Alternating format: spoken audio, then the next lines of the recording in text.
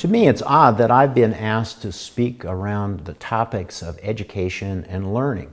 I was a student who was dedicated to minimalism. I tried to escape any course that required a lot of dedicated effort. I avoided courses that I knew would tax my brain, and I liked to go skiing more than I enjoyed going to class. So today, as a teacher at the high school and college level, and it's common for me to ask students, do they want a life of meaning? Do they want a life of purpose? And almost 100% will say yes, they want their life to matter. And I'll ask them a follow-up question, which is, do they have a plan? And about 100% of them don't have a plan. I'd like to read a quote from Oswald Chambers in My Utmost for His Highest, where he speaks to submitting for God's purpose. All people are ordinary people unless they've been made extraordinary by the purpose that God has given them. In John 15:16, Jesus says, I chose you. And this idea of being prepared for the future, that you are a person that can add value, and learning and education improves the value that you bring to the world. So what's the purpose of learning? The purpose of learning is to discover both your purpose and your passion. And the idea that you can explore and build skills and help you to have a greater impact with your lives. So how do you develop a plan? Attached in the Enlighten website is a workbook that we prepared. We developed a book. I'm co-author with Alexandra Mitchell of Compassionate Careers, and we were honored that Desmond Tutu wrote the foreword, and it's a book full of stories, insights from people who have made a substantial difference in the world, and in it is a plan strategy for you, and also you can find that on the website of Enlighten. So the idea of building a plan, it's really critical by dividing it into two major parts. One is heart, and the other is mind. And on the heart side, consider that it's not just dedicated, grinded out education. It's a factor that you're looking for joy, enlightenment, factors that inspire you, things that you're curious about. And it's not to be so lighthearted about that, but there's nothing wrong with fun in learning. But when people have been asked about how do they reach to the depth when they're dealing with something of significance, of despair, of a major challenge, and they call upon God's wisdom, they also call about the joy that life has brought them relative to maybe it's poetry, learning about birds or songs or whatever it is, that notion of joy as a fundamental basis that motivates you to learn. The other side is the mind side, and that's the pragmatic side. That's learning skills and competencies and factors that improve your ability to make a difference. Now, I was a volunteer firefighter for many years, and I have a doctorate. And so I guess I'm a learned person. But when I worked with the fire department, was teamed up with another person, she struggled with school. She wasn't very good as a student.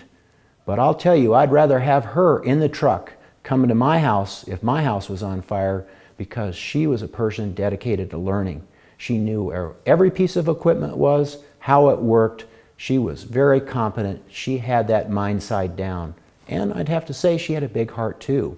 So we don't want to disqualify people for being learned or educated, the fact that they don't have a certificate. Now, is there anything wrong with getting a degree or working towards something? Heck no. It's a real value.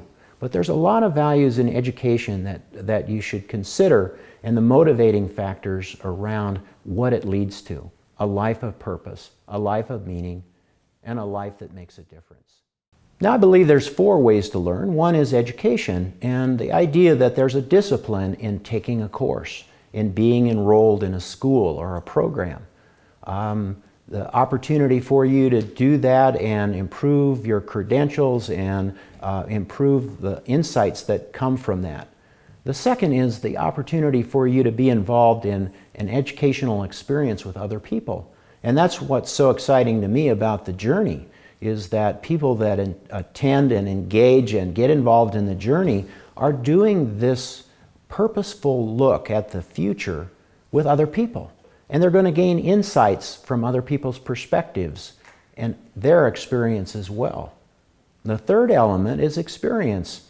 And that's another reason that I'm so invigorated around Enlighten, is because part of the experience of service is educational. To be involved in a Spark project with other people, to see how that has had an impact upon the community, to understand how you can better serve. And then if you're fortunate enough to be able to go overseas and be involved in one of the Enlightened projects in another part of the world, your opportunity for cross-cultural experience and to learn and grow through that is pretty phenomenal. And I'd encourage you to jump into that journey with both feet, your heart and your mind, and pursue it with a degree of passion. The third thing is that network that I just talked about for a second is powerful for you. It's not just passing through and getting a grade, it's creating connections with people that can be part of your life's pattern that you can check back in with. You can say, hey, I've got this insight or concern, or I'm dealing with a major issue, and then you can reach into that world and have them help you with a strong strategy. After all, we're trying to gain good insights in order to make the wisest decisions. And then the final thing that is really critical about education is mentors. Everyone has had a mentor. Even Jesus had mentors. And so the notion of seeking out people that can help you gain insights about a challenge, an opportunity, a future, and those people are honored. It's not drudgery for them. When analysis was done of mentors, they actually view that they're thrilled by the experience because it's flattery. They're being recognized for what they know. And so this idea of being deliberate around the creation of a connection with a mentor or mentors is really of value to you. And part of the Enlightened experience will help you with that because they have this rich treasure trove of mentors who are available to them. Altogether, these elements enlighten you to be the best person you can possibly be, to have the future that you wish to have, where you're not leaving it to circumstance, you're leaving it to an embrace with God, a conversation with God, an understanding of how you can negotiate the best pattern forward. Now, 72% of adults claim that they're not invigorated by their work. That's a Pew study. Wow, gosh, just thinking about getting up and the drudgery of doing something that you don't care about. And so part of the educational experiences is to give you choice about what patterns and activities you choose to do. So as you think about how you dedicate your time as a family person, as a member of a community, as a person who's involved in work, and a person who's involved in family, education can give you tools that help advance you in all of those areas. Now just think, you're in class.